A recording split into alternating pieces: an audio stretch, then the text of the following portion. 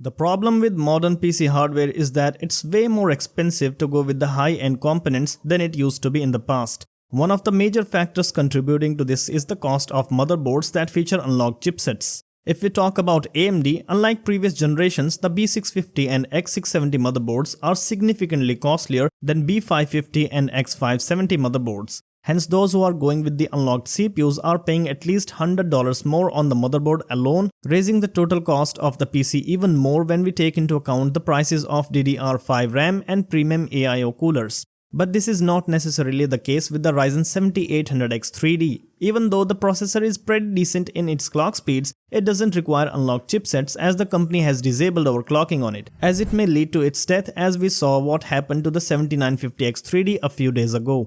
This means that getting a motherboard with an A620 chipset may actually be beneficial if you are looking for a significant cost reduction. But what about the performance difference? Is it too big when compared to the more expensive options like the X670? Let's check out the results in both scenarios, but before that, make sure to subscribe to never miss any PC hardware stories like this in the future.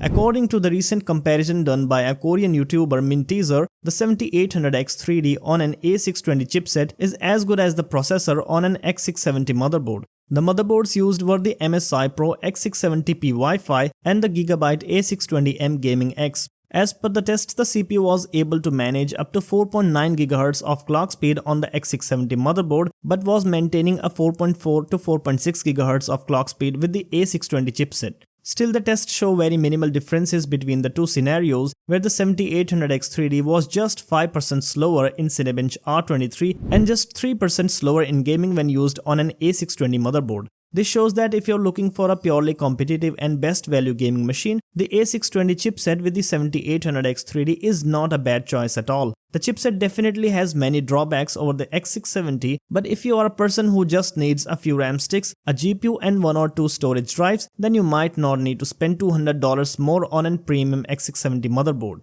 The best part is that this $600 combo is still faster than an $800 to $900 i9-13900K and a Z790 motherboard combo. Now, realistically speaking, the 7800X 3D is probably better on a B650 chipset, where you will find better component support and more handy features. But if you were to go with an A620, then I don't think there is anything big to complain about. The next interesting stuff is that this time Nvidia is launching the Founders Edition of the GeForce RTX 4070. Unlike its Ti version, the 4070 will now have the FE design, which has been leaked by video cards and Twitter user David Giannis. Fortunately, this one is not as big as the 4080 or 4090 Founders Edition, but is actually a moderately sized card that will feature a dual slot design and has similar dimensions to the 3070 Founders Edition. The card will have a 16-pin power connector and a compact V-shaped circuit board that does not even extend to the second fan. This is why the fan can be seen clearly from both sides. Apart from the FE edition, AIBs have also prepared their custom designs, and most of them are pretty big compared to the FE card. Fortunately, many of those cards feature an 8-pin power connector that would be hassle-free for many users, but as some of these cards will be factory overclocked, they are equipped with bigger heat sinks that will take up to 3 slots space inside your case. Most of these cards feature 3 fan designs, but some of them are providing 2 fan options as well. As the card is set to launch on the 13th of this month, it is obvious that Nvidia and AIBs must have sent the review samples already, and we might get a sneak peek of its performance before the official launch.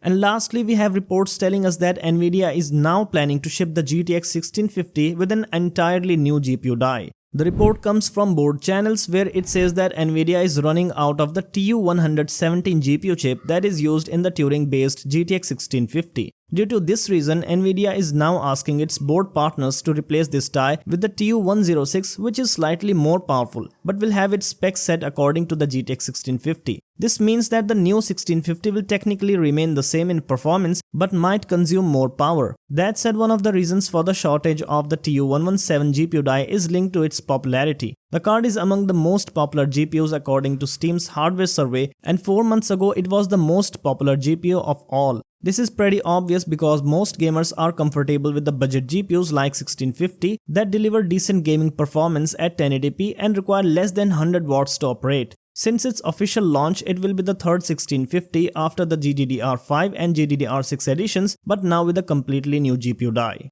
That sums up the hardware stories for today. So let me know your thoughts about these in the comments below. Hit the like button if you found the video informative and subscribe for more regular stories like this. Also make sure to turn on the notifications to never miss any latest uploads to the channel, and I will see you in the next one.